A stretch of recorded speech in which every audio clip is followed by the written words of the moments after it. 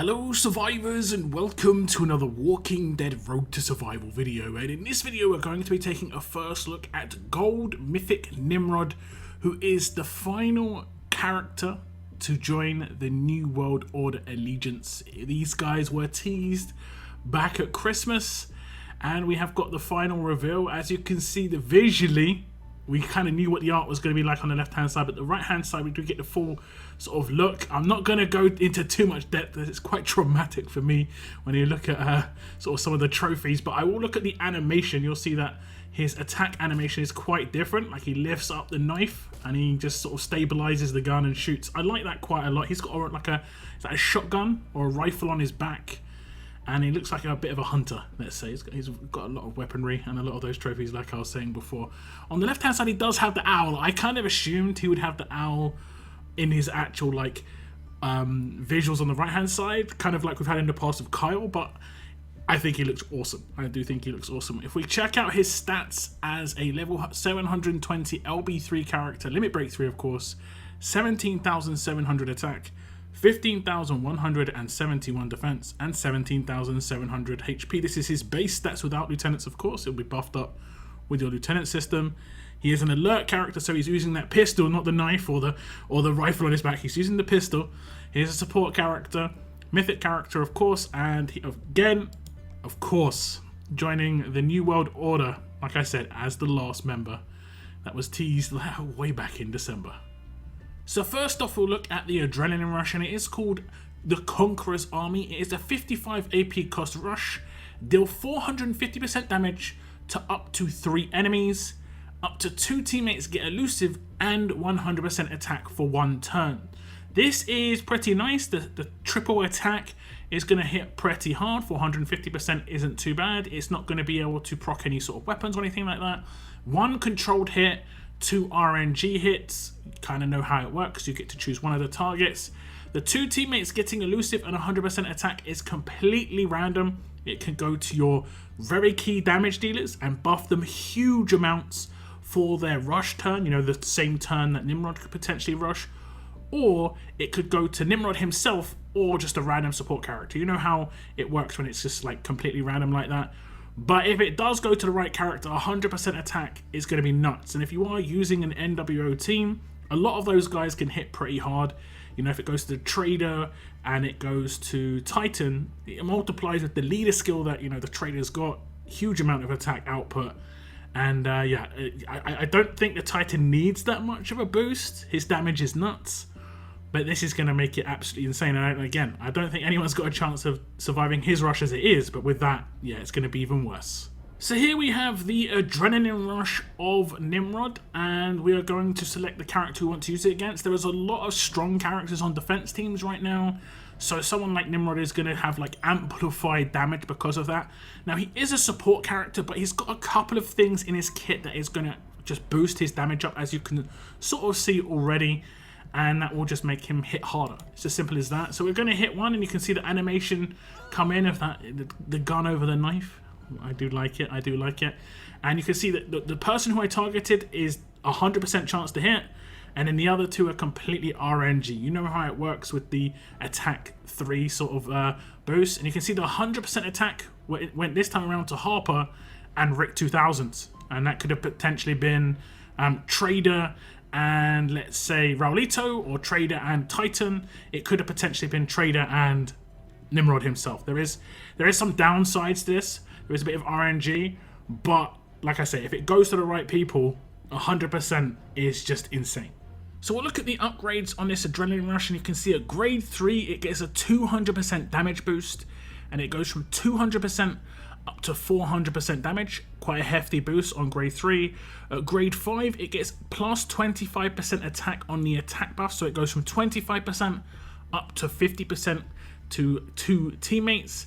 Then at limit break 1 it gets a 50% damage boost to the Adrenaline Rush again, so it goes from 400% to 450%, and that is the damage done on the Adrenaline Rush. But at limit break 2 it gets a massive boost of 50% attack on that buff, so it goes from 50% up to 100% attack. That is a big boost. 50% buff from limit break 1 and below is still really high, but 100% is crazy. If you've got Michonne, you know, the decap Michonne, and you know the difference between when she was LB2 and LB3, just because of that 80% boost that she got. Well, 100% is just going to be absolutely crazy for sure. So I think this Adrenaline Rush is nice. It's quite basic. It's not doing like, you know, it's not reinventing the wheel by any chance, but it's quite fast for an attack team, and he is more of an attacking character. But it isn't just fast with the Adrenaline Rush. It's fast because of other parts of his kit as well, and it's namely his signature move that makes his rush even faster. And we'll take a look at that signature move. This is where the owl comes into action. You can sort of see the picture of the owl as the signature move. Increasing pursuit, initial cooldown of turn 1, cooldown of 1 turn, number of uses unlimited, make a critical attack against the enemy for 100% damage. This character gets 20 AP. Now, if you know how signature moves work, he'll get 35 from the base signature move plus 20 from actually using it on the actual like amount of AP he's going to get bonus. That means on turn 1, he'll get 55 AP. Now, if you see how the combo can work here in an NWO team, he can rush, buff someone like Trader. Trader can take out somebody who has got a debilitating status effect, or even Nimrod can, and Trader will get his rush with 100% AP. He can rush and give someone else 100% AP. I mean, the potential like cascade from turn 1 is crazy. Nimrod, Trader, and Titan, that trio looks really, really powerful in my opinion. And yeah, suddenly that rush that just seems kind of basic can potentially pop turn 1, as can his signature move. Like I say, very nice. So here we are at the beginning of the fight, and I'm just going to show you exactly how it works. I'll select Garrett down here. We'll use the signature move. He'll gain 35 from the signature move, and then he'll gain 20, as you see the 20 pop up above his head, from the actual like signature move itself. And then we can just command him to rush turn 1, and then 2 characters will get attack buffs. That's how it works. That's how it works.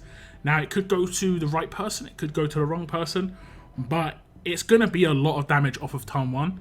And if those characters had debilitating status effects and you had Trader in the same team, Trader's going to get 100% AP, so he can rush turn 1, and then he gives 100% AP to somebody else because he's rushed. So, well, if they're NWO at least. So like I say, the potential is extremely high. Now, looking into the upgrades of Nimrod's signature move, they are quite nice. At grade 2, he gets -1 to cooldown, so it goes from 3 turns to 2 turn cooldown. At grade 4, it gets -1 to starting cooldown, so it goes from turn 2 to turn 1 starting cooldown. And at limit break 3, it gets -1 to cooldown again, so it goes from 2 turns down to 1. I'd say the majority of the power is in that first turn, just being able to get this off as quickly as possible. The higher the limit break you get this guy, the higher the stats is going to be, the higher he's going to hit with his Adrenaline Rush, the higher he's going to hit with his signature move. But the buff is always going to be the same, regardless of when you use it, when you get it off. So if you don't have him at a high grade, you could potentially get him completely defensive just to see him as a buffer. But if you have him at high grade, you could give him a little bit of damage boost and actually use his rush to be kind of nuclear, if I'm honest. Now, of course, there are a couple of weapons out there that do bonuses when you actually give a critical attack against an enemy. For instance, there's the control pistol, the confused one. You could potentially use that against somebody to confuse them, and then command him to rush that same person, and they are going to be taken out with a debilitating status effect, and that's going to be playing into Trader's kit. So there's a little combination there. I like this a lot, and I like the fact that it's like 3 characters working together to be absolutely nuts. This is going to take a little bit of, you know, synergy, building a team properly, and knowing when to use a certain character and stuff. So it's kind of increasing the skill ceiling a little bit, and I like that quite a lot. He's very quick. He's very quick for an alert character, and that is what really makes the difference. He's going to get a lot of his stuff off really quickly. So it might not be as like effective as, let's say, a Titan Rush, but his stuff is going to boost other characters in the team, and support characters I think are kind of underrated. And like I say, I like this guy quite a lot. I think the effect of those 3 characters together is going to be immense. Now, of course, Nimrod has some mythic abilities. These are his passive skills. You might have been seeing them happen during the battles before. just showing some of the things pop up, and you're probably wondering, what's that about? What's that about? Well, he's got Cunning, of course. This means he's less likely to proc weapons when attacking or being attacked, and that'll work with his signature move and his basic attack, not his rush, because his rush can't proc weapons anyway, and it will happen whenever he's attacked. It's just third slots, so he can't be like stun on defense very easily. It's going to be like very low percentage. Cunning is generally quite nice. Now, the first of his like personal passive abilities is called the Order's Resistance. At the start of each wave, all New World Order Allegiance members get 100% daze and confuse resistance for the first 2 turns of combat. So if you have him in a team with Jackie lead, NWO characters will have 100% resistance to daze, confuse, burn, bleed, and stun for the first 2 turns of combat. And that basically massively limits the kind of resist that you need to use. And that means you can sort of double down on attack versus make your team a much more offensive rather than having to focus too heavily on those resists. Obviously, if you do use Trader as a leader, you're going to lose a few of those resists. It's basically up to you how you want to roll, but Trader is still really powerful even when he's not the leader. So it's up to you what you want to do there. His next passive is called Wipe Them Out.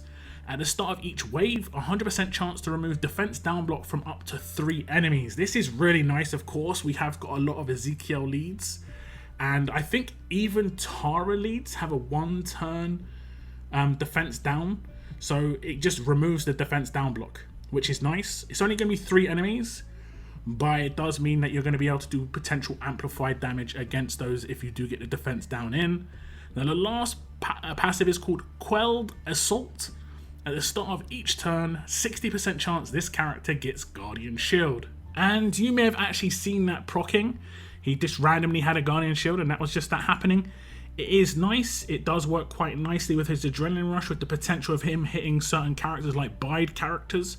They could reflect a big portion of that damage back if they aren't taken out. And because he has a support character, he is less likely to get those takedowns in. But it isn't that big a deal. I think as long as he's focusing and geared correctly, he will definitely be able to take down strong characters. But that 60% chance for a Guardian Shield is just a nice little bonus for a personalized sort of like defense. Okay, so when we start the fight, you can see that the 2 NWO characters have got the 100% resist in here, Confuse and Daze resist. This is nice. I didn't use Jackie lead because I actually just wanted you to see these easily, because with Jackie lead there'll be 3 more 100% resist in here. It'd be kind of crazy. It'll be kind of crazy. And then you can see that Guardian Shield did also proc. It can proc off of turn 1.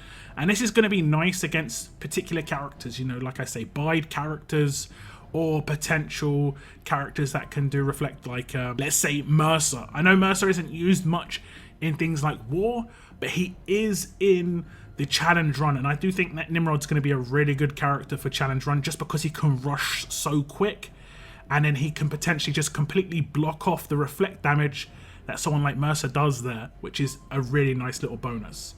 And then, like I show you, if I just do an attack, we'll see the rush come in. And if it goes to Titan, which it has done, Titan now has 100% resist, 100% attack, another 100% resist, elusive. So when he actually attacks, I mean, I guess we should use the signature move, but that was actually a waste, because if we decap him, he can't actually come back anyway.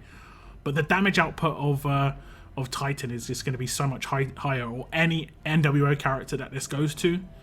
Yeah, like I say, I think it's going to be a really enjoyable and fun combo. Now, going straight into the upgrades of his passives, you can see at grade 1 he gets the first half of the Order's Resistance. At grade 2 he gets the first half of Cunning. At grade 3, he gets the second half of the Order's Resistance, so the 100% resists are going to be in there extremely early. Grade 4, he's going to get the first half of Wipe Them Out, so he's got 50% chance to remove defense down block from up to 3 enemies. And then at grade 5, he gets the first half of Quelled Assault, so he gets 20% chance to get a Guardian Shield. So if you get 2 of this character, you're going to have the potential to have all of his kit actually happen. But to have either a 100% chance or a higher chance, you have to start going into the limit breaks, where Cunning 2 will actually come in at LB1. At LB2, Wipe Them Out 2 will come in, and it'll be a 100% chance to remove defense down block from 3 enemies. and then at Limit Break 3, Quelled Assault 2 will increase that Guardian Shield chance up to 60. So overall, I think his passives are quite nice. I think the majority of his power is in the speed of his signature move and his rush, and sort of like what he can do there. But obviously he's got some other parts to his kit which we're going to look into, his specialist skill and his weapon. But the passives are nice. I think they're going to be useful in certain scenarios. And especially the resists. If you, like I say, if you team him up with Jackie, 100% resists at the start of the turn on every attack is going to be really, really useful. Now, talking of that specialist skill, you probably have seen it. You've seen it proc, you've seen the picture. You know what it is. It's aggro. It was one of the brand new ones for the Mythic era. And I think this is actually one of the better specialist skills out there, just because as a support character, he's not really going to be focused that much. So he's going to have a better chance of this proccing. It does also mean he has a chance of being used on attack or defense, because aggro on defense or attack is absolutely fine. He has got pretty balanced stats, a little bit more offensive than anything, but he's got fairly balanced stats. And yeah, he's going to get some nice boosts. Every turn that he isn't attacked, he'll get a 30% boost to attack and defense, and it stacks. So, and it's permanent as well. So for the first turn, it'll be 30-30. Then the second turn, it'll go up to 60-60, so on and so forth. If he is on a defense team, obviously I can control attacking, like I can just hit him once and stop that from happening. However, if he doesn't take damage, like his Guardian Shield is going to block the damage and then he doesn't take another hit, he actually has to take damage. It isn't about him being hit. He has to actually be taking direct damage by a basic attack, rush, or signature move. So if you have like the absolute defense pistol on him on a defense team, he could proc that a couple of times. It has got quite a high chance. He's going to be just be proccing that aggro quite consistently. Now, Nimrod does have an attached weapon, and it does look very Star Wars. I like this pistol quite a lot. Nimrod's Savage Pistol. It also has like a tooth on the bottom. Can you sort of see that? On the bottom of the grip. Now, if we look at the stats, it is only a 4-star weapon. This does mean you can get quite big boost to the attack here. 35% attack, a huge bonus to AP when attacking, and in the third slot, it's got normally a 4th slot upgrade, but it's an improved version of it as well. Improve Cleanse, remove 1 negative effect from this character at the start of every turn. This is actually quite nice, I think, for an attack team. This means he's got less chance of being controlled. For instance, like he could be taunted. Taunt is absolutely massive right now, and that's one of the few things that he potentially can't actually stop from happening due to the other passives and the passives bonuses that Jackie brings. But he has a 100% chance to remove a negative effect. It's just going to happen. It could potentially even be like Infection. It's going to be really beneficial for this. On a defense team, maybe not so much. You know, stun on defense and absolute defense probably the ways to go if you've got that Jesus pistol. Very nice. But on an attack team, this is nice, and you can upgrade that attack 3 times. So be 50% attack on the 4-star weapon, make it a 5-star weapon, put 1535 on it or whatever you want in the 4th slot, and then upgrade that attack to 55%. And he's kind of just like, he's done. There's actually one more upgrade that you can do at that point, but you can't, because 55% attack is the highest you can actually get on a weapon. Whether you'd want to change the huge AP when attacking to something else, because he is only 55 AP, so he's generally not going to need huge bonus to AP when attacking. You could potentially go for AP on defense, you could potentially go for HP. It's completely up to you. So just to show you how it works, just to be 100% clear, we've got him with his default weapon on a defense team here. I've got Diamond, who has got a first turn stun. He has not got any stun resistance, and he has not got any, stun resistance from like Jackie leader skill in this particular team. Obviously, he's by himself. If I stun him, normally I just get instantly another turn, but because he's got a 100% chance to cleanse, he will just cleanse it and still take his turn. So he's stunned, cleanses, takes his turn, and that's how it's going to work. Now, on a defense team, like I say, you might want to sort that out, but on an attack team, you just would be able to use him instantly. And like I said, there are quite a few taunt characters on defense teams, so he just wouldn't automatically attack somebody. He'd just get rid of that taunt, which is going to be really useful, especially considering that first turn he's going to do his signature move, then the second turn he's going to have his rush ready. You just want to be able to actually use that. So this was Gold Mythic Nimrod, and I think he's going to make a very nice addition to the New World Order Allegiance. How that team is setting up, working together, I like a lot, and I think it's going to be very enjoyable. I don't think you need to get Nimrod as high when it comes to his limit break as the other characters, because he's more of a support character. But if you are going for the Titan, obviously you have to get him to LB3 completely maxed out to get 1,000 Titan shards to be able to get, you know, the extra version of Titan. So that's how that works. But I think the trio, the big trio, and potentially the quadro, I'm not sure, with Jackie lead, it's obviously as an optional thing. There's a lot of choices. It could depend on the team you're facing.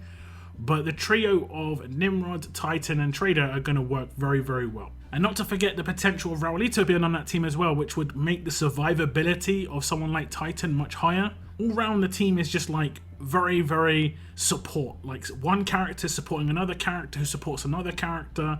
And it all, in the end, just the last person who gets like the last bit of all of it is always going to seemingly be Titan pretty much. Because of how his Adrenaline Rush, he gains AP. Trader will rush and generally give it to him because he's always going to have slightly higher AP. The damage boost, it might not go to Titan, but if it does, it's going to be immense. If it doesn't, he's still going to hit extremely hard.